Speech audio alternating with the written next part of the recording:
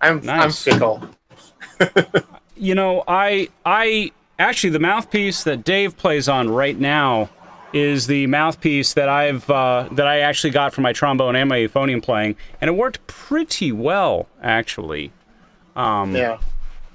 But for both, this is the only mouthpiece I've ever found that worked well on both. But I just decided not to, and he liked it so much that I'm just like I've let him borrow it for like the last year. Yeah. Um, that's really interesting. It doesn't look like it's broadcasting. Do I want to care? My caring thing is really kind of hitting. I just need to play today.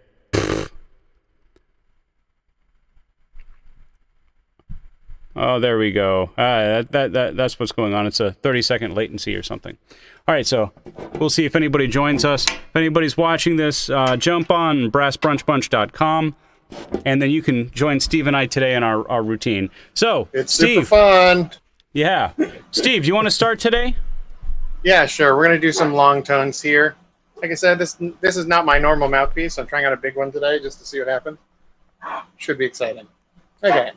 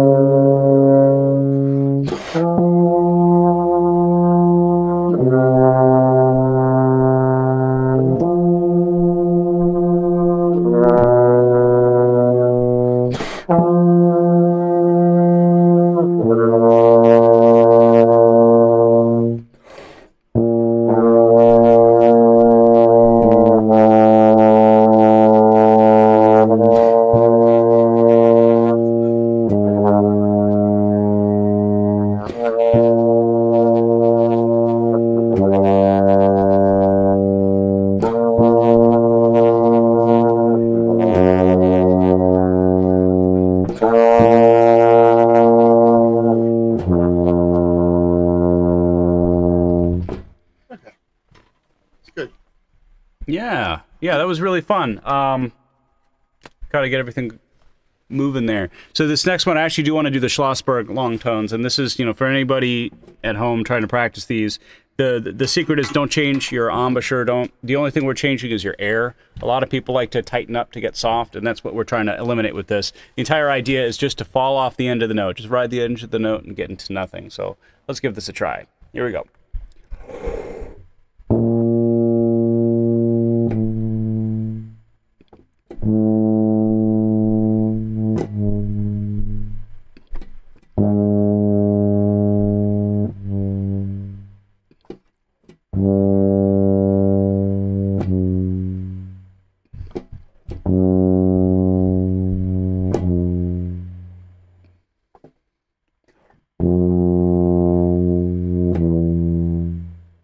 Nice.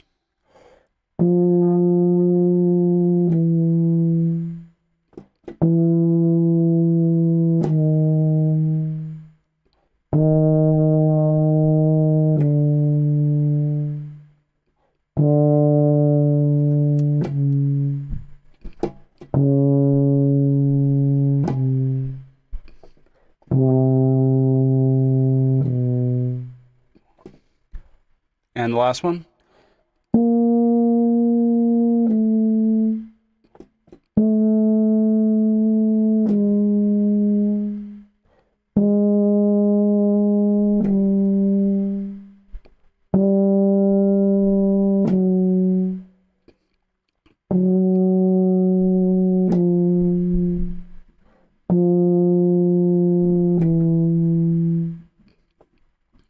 There we go. That was pretty fun.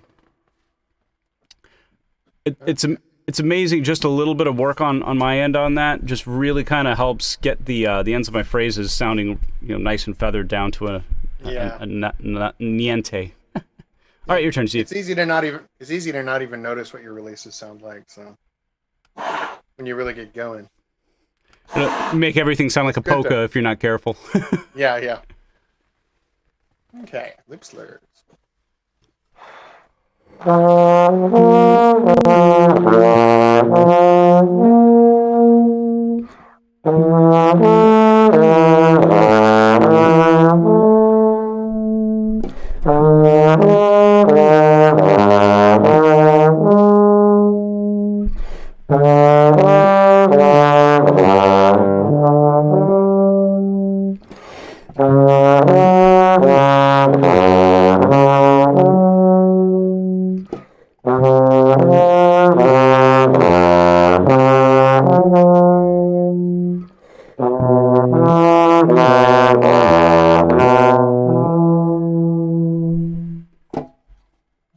gonna do the next one.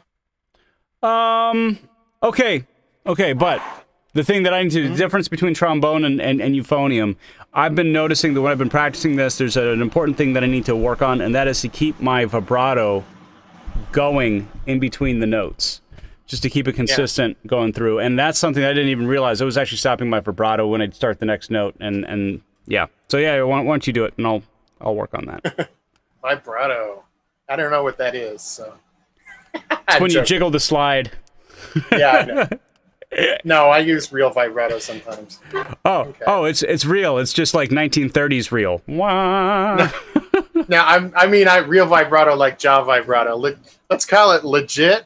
No, we were talking about that last time I was here. Legit vibrato. Okay.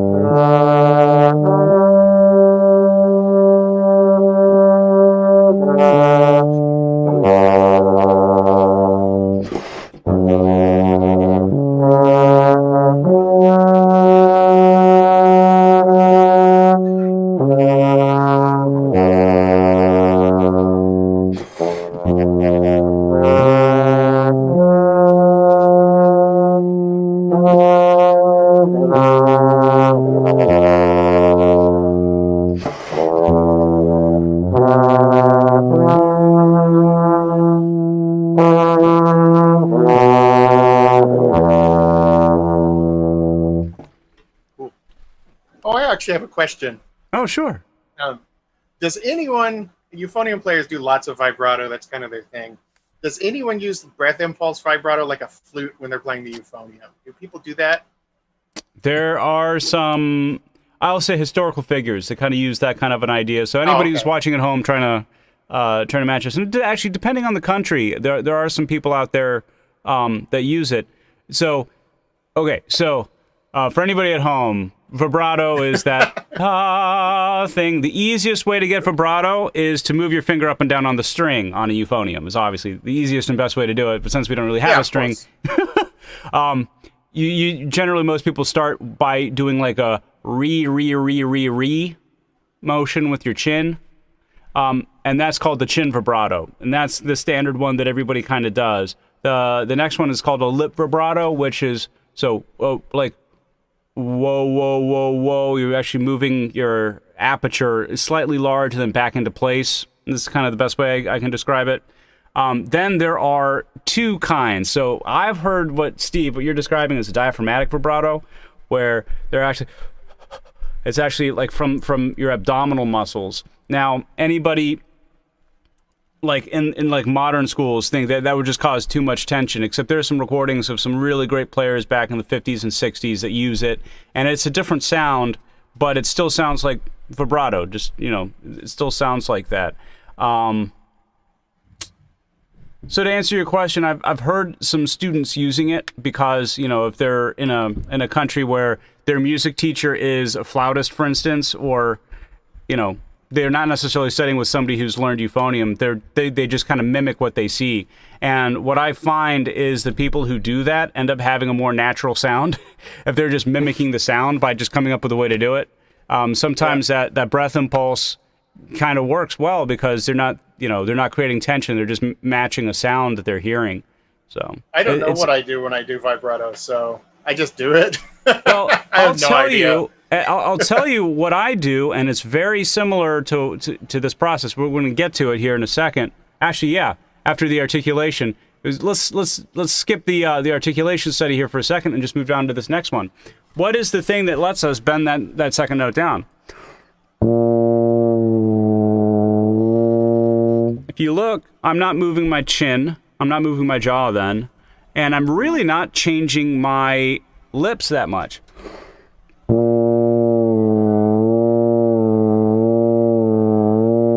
To get that second note. So anybody who's, again, here for the first time, you see this little circle on top of that second note. It means to kind of bend that note down. I do it with a yawn, and it's actually something that happens back here. And if I get good at it,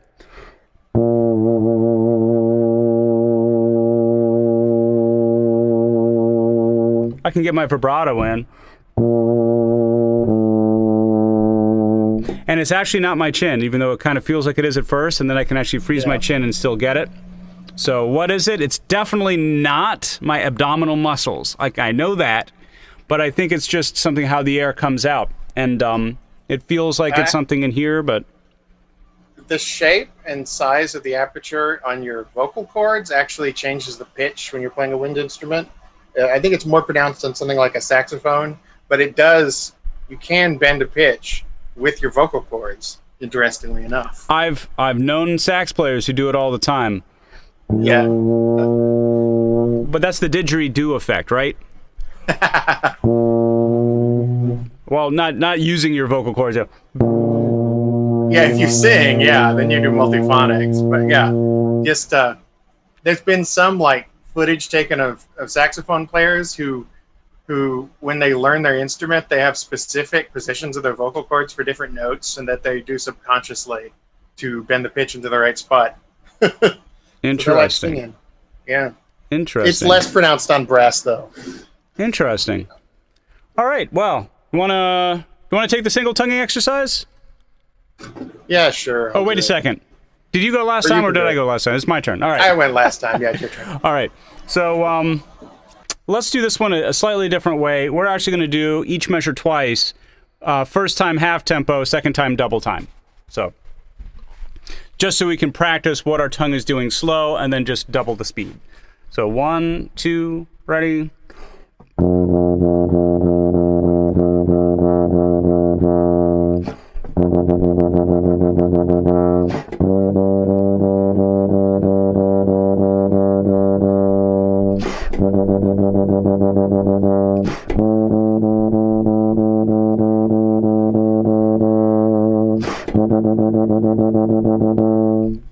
Oh, got a burp. Ugh, sorry.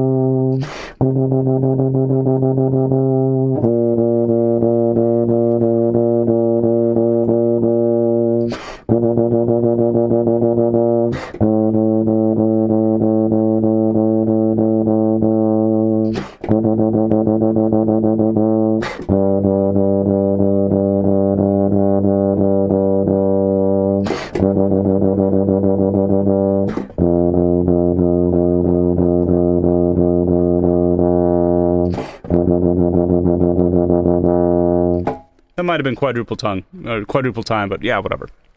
All right. Yeah, it's fun. Yeah, it was actually... Bend some notes. That was really good. All right, your turn, Steve. Let's bend some notes. Okay.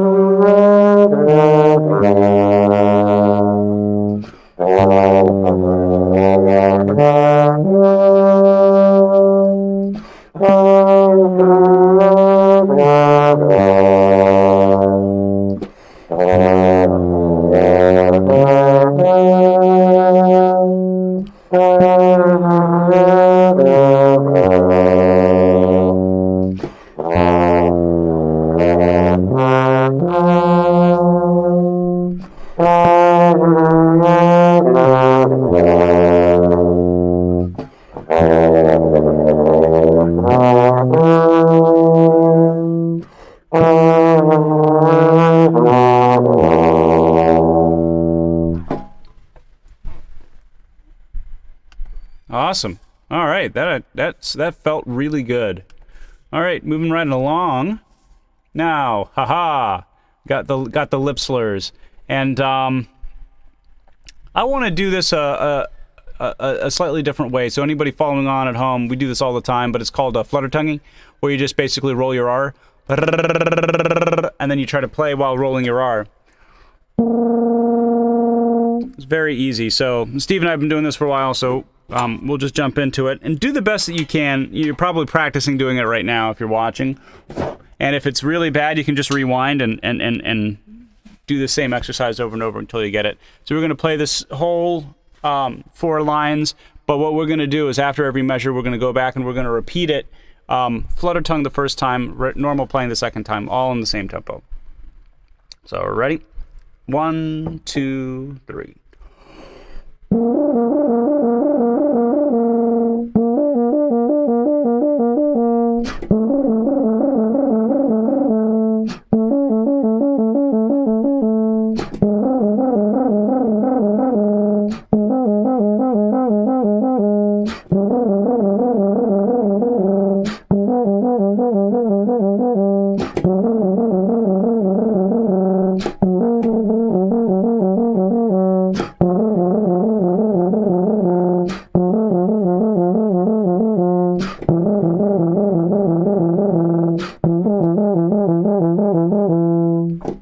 Pretty easy, right? I got my fingers wrong there. So let's do this next one.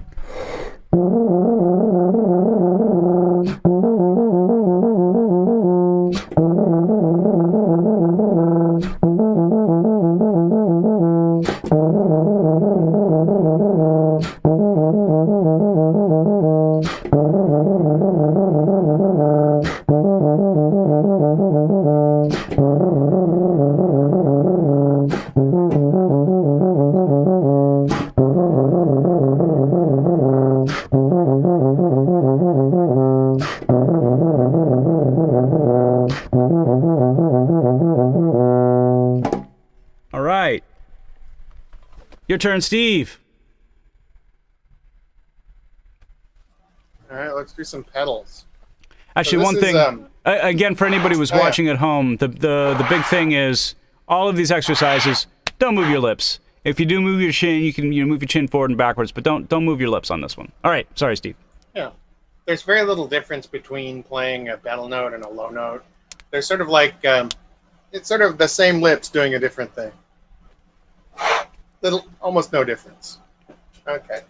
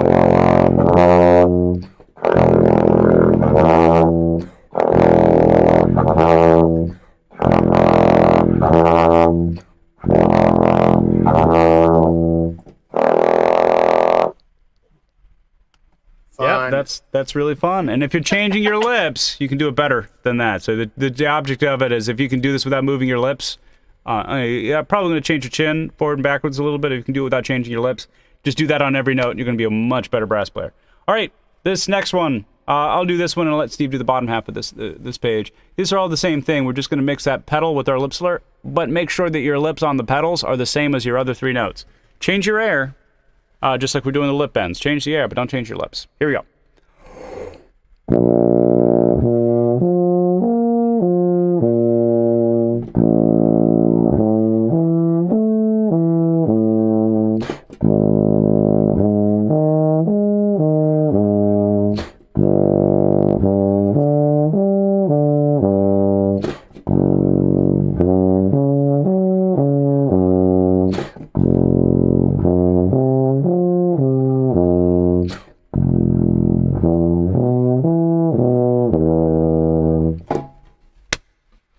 All right, your turn, Steve.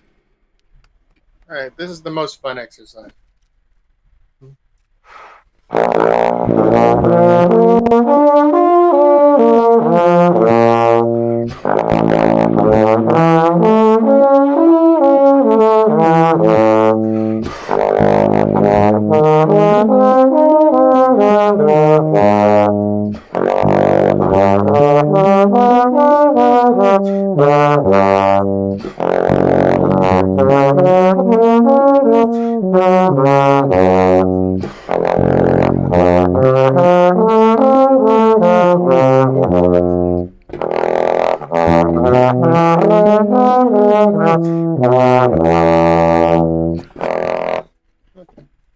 Super awesome. Woo! I had the hiccups there. All right, let's keep on going here. Ah, yes. These are actually this is probably my favorite page. This is all from the Pierre Thibault stuff. But we're going to, again, work on, anytime you have that circle, we're going to bend that note. So let's just play it. And remember, even though you're bending notes, you're not changing your lips for any of these. And this exercise is really good practice on doing your lip slurs the same way we got our note bends. Here we go.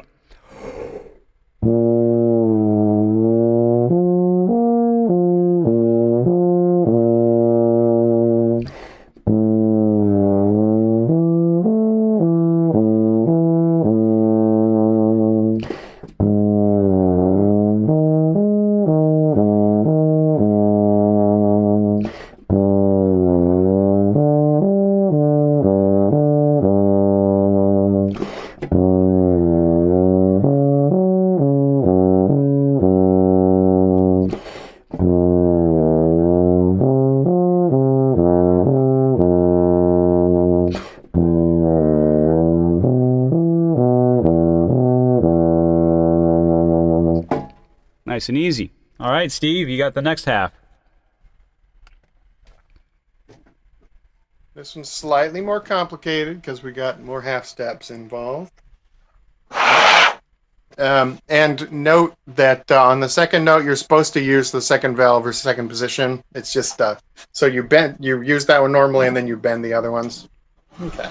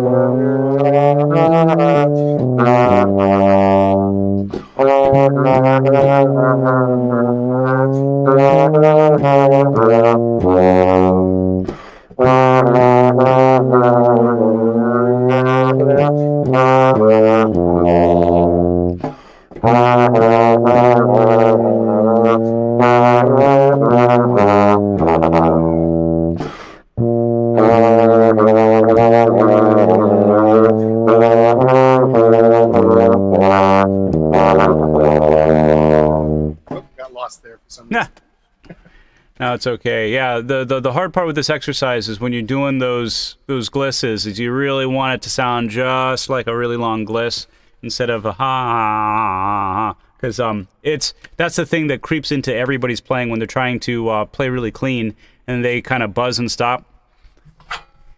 And you get those pulses that kind of messes up your playing. So this is a perfect exercise for smoothing all that stuff out. All right, Schlossbergs, and I got all the Schlossberg 3-note studies on one page. It's a really great book, and it might not be very fun. So I'll do the first two. Steve, you can do the second two. Sound good? All right. So the entire point of this is as loud as you can for the first note, as soft as you can for the second note. But this is the entire exercise that's in that middle note, going from loud to soft and then slurring to the last note without it being broken. So if you are able to complete it, you're playing your instrument correctly. Most people can't actually do all of those things and maintain a good sound. So really focus on being able to complete what's written on the page first, good sound second. Here we go.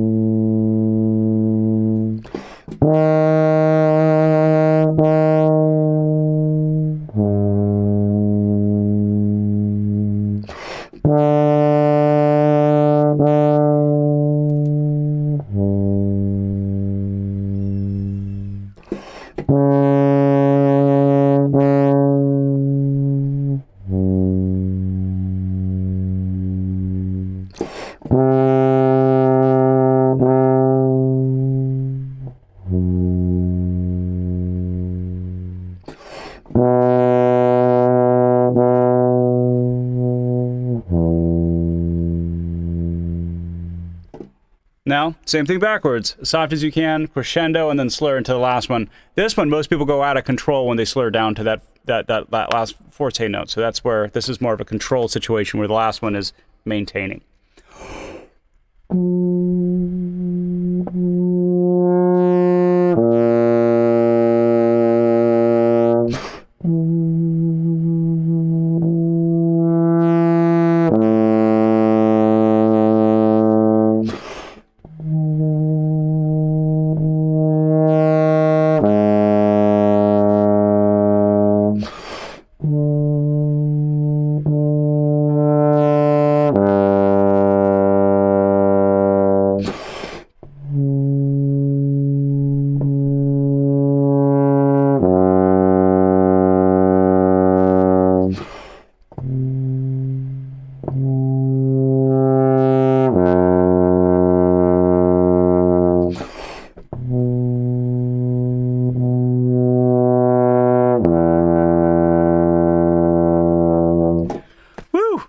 It's actually better than it's been in a while, so that's good. All right, Steve, how did you do on those?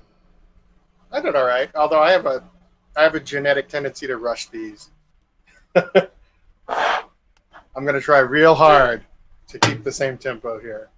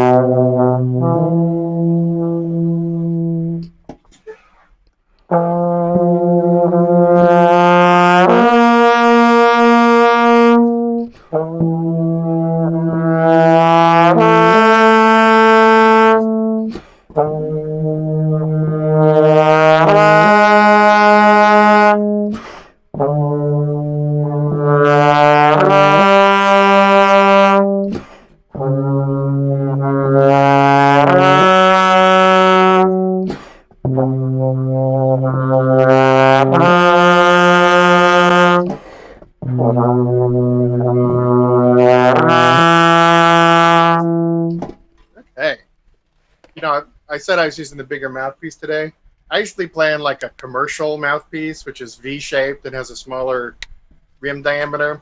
And it's really hard to play loud on those because they're meant to be used with microphones. So it's fun being able to have the big mouthpiece to play loud. Awesome. It's hard to play loud on a little mouthpiece. Yeah, it's one of those like, everything's a compromise, and so many people want to play with a big, loud, full sound, and then all of a sudden, those big symphonic mouthpieces aren't really as good at doing other things. So, I don't know. Yeah. What mouthpiece are you on right now? Because it probably isn't outrageous or anything. Oh no, it's the biggest one possible. Oh, never mind. This is a 4BS because I have a small bore horn. So the 4BS is as big as you can get. Interesting. Although I guess Bach has the 3. Normally I play in a 19, which has a 24 millimeter inner rim. Wow, but that's almost a French horn mouthpiece. No, but it has a very V-shaped cup. It's to sort of get if you want like a Tommy Dorsey kind of sound. Yeah, so. You mean like smooth and dark and like a euphonium? Yeah, actually, and I use it on my euphonium too. I was using an 11. I was using an 11, but I get more of a vocal sound with the 19. It kind of sounds more like a voice, and I like that sound. So nice. I usually don't go for big and symphonic. I go for sort of dry and vocal, if that makes sense. That's what I like, but not today. All right. Well, yeah. Sometimes it's just good to experiment too. All right, so let's see this one. You know what? Let's just play these right now. These are all Remington lip slurs, so let's just focus on. You know what? I take it back. We're gonna flutter tongue first and then play second. That's what we're gonna do. 2, ready?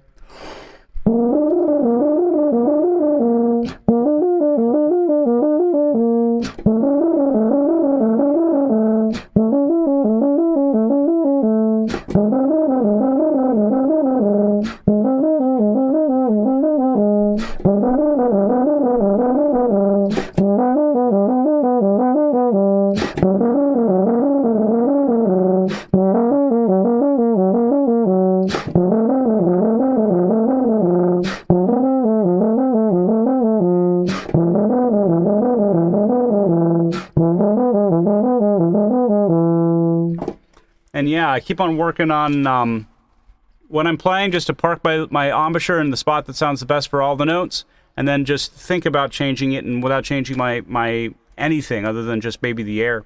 It works great. All right, your turn, Steve. All right, let's do some lip slurs. This is a fun one.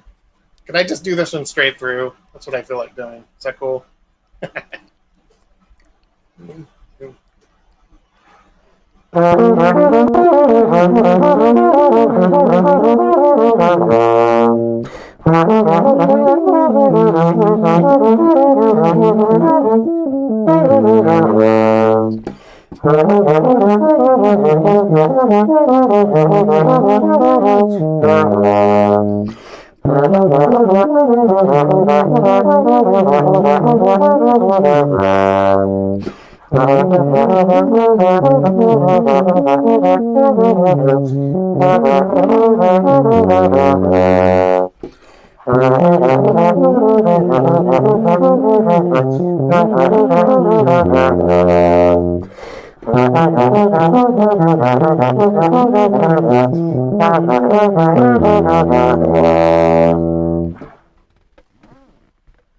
That one's a little tricky. All right, we're going to move on to these Scott Belk exercises, and these are kind of wonderful. So I want to do this first one a little bit differently than we've normally been doing. If you notice, it's a combination between like lip slurs and finger slurs. We're going to do each repeat. Let's do them 6 times. 6 times. Here we go. 2, ready, and...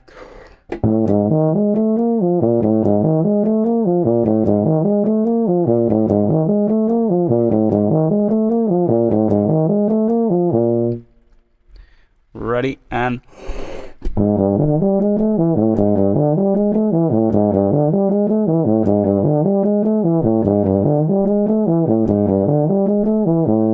I think that's 6. All right, and...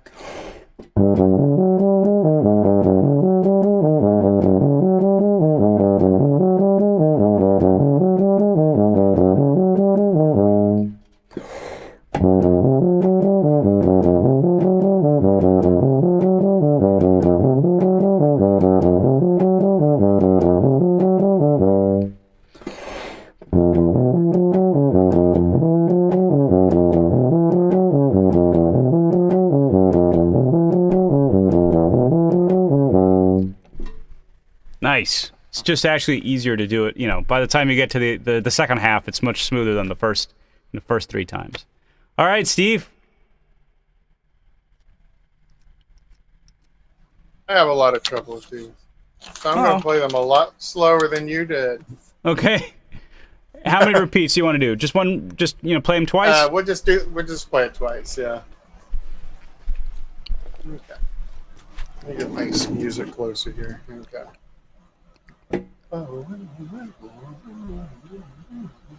Yeah. Okay. Oh, whoops.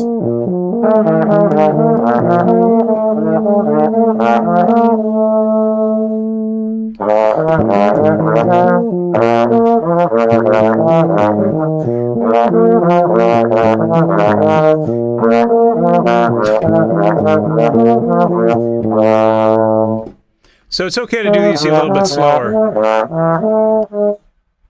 It's okay to do these a little bit slower. Yeah. Yeah, so we can do them slower so we can work on making a full sound as opposed to, it's not a finger exercise. I'm not good at these. I haven't practiced them enough. No, let's do them slow, yeah.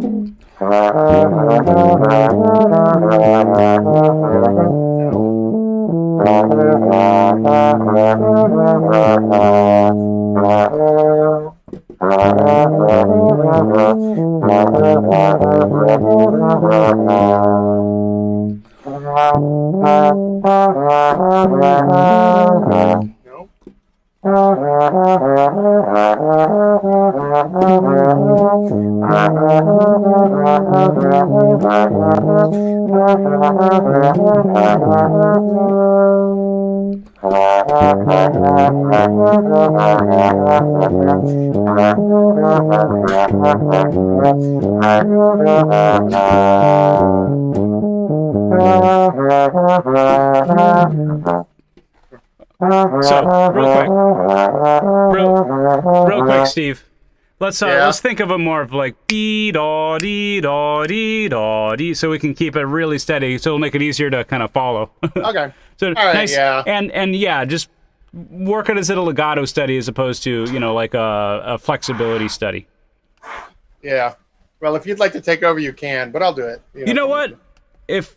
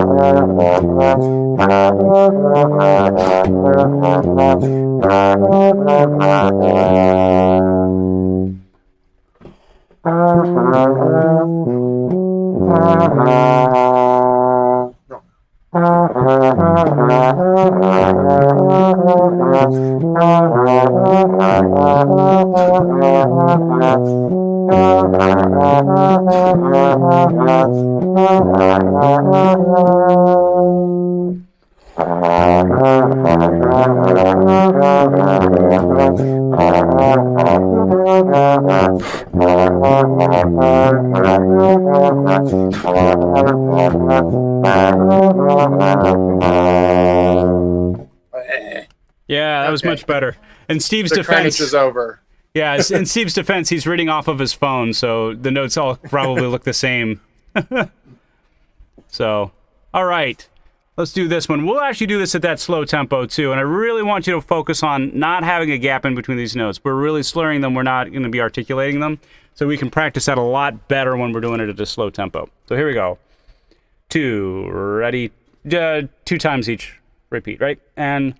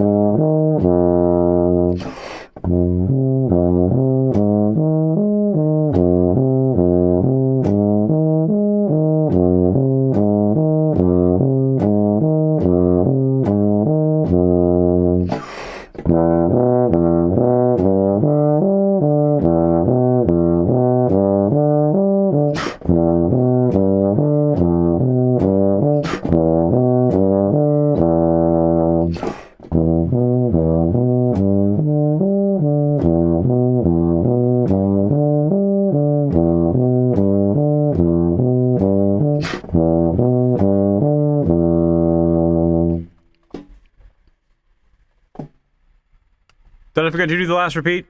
Whatever. Did I forget to do the last repeat? No, I don't think so. Okay, good.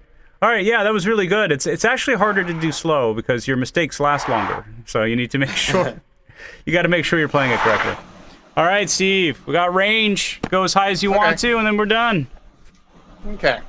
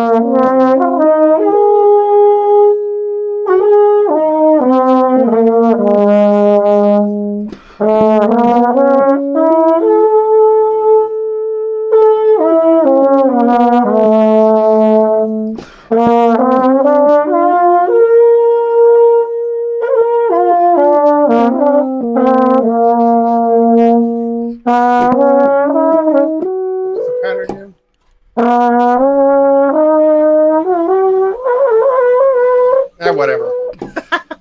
I'm done. I probably should keep writing them up to go higher if we wanted to do them, but yeah, that's good enough for a little bit of a high range.